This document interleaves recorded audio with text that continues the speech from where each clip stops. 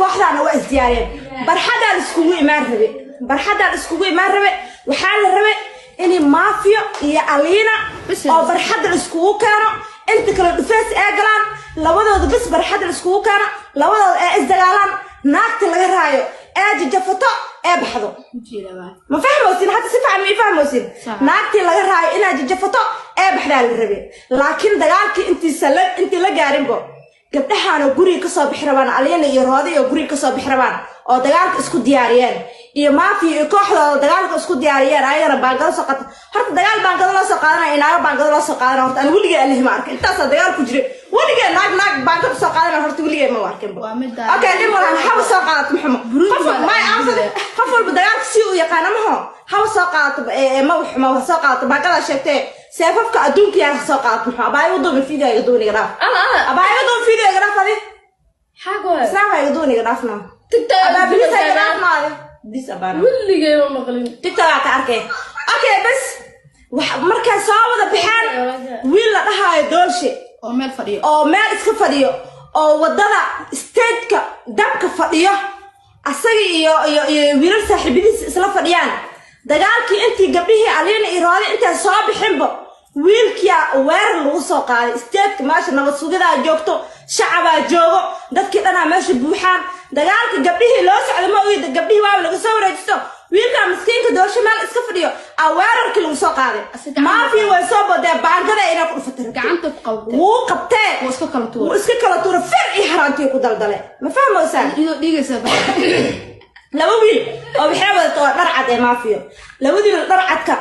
waa la dhaawacay meesha ku dhaawacmeen horta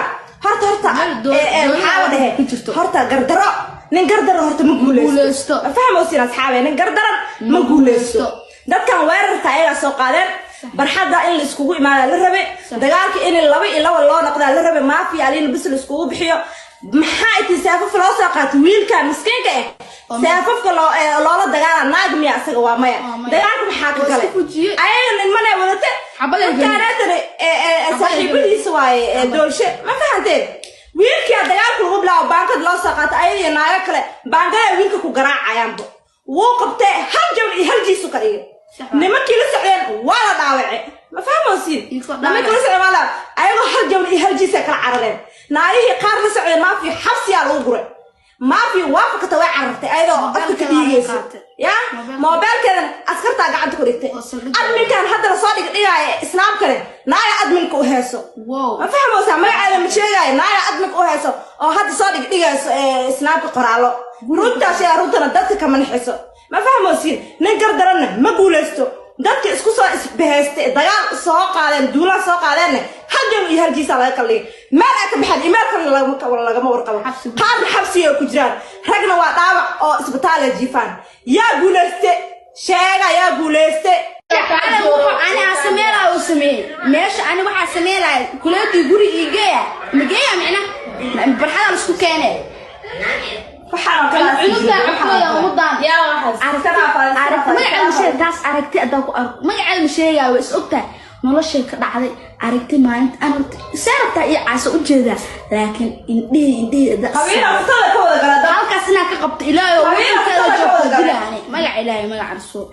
maalin walba nolosha inay ka dhacday waryaa hadna waa shaawar saamtan ilaa tii la soo wada oo siyaanta ilaa dal iyo dibadda la soo wada caala leeyahay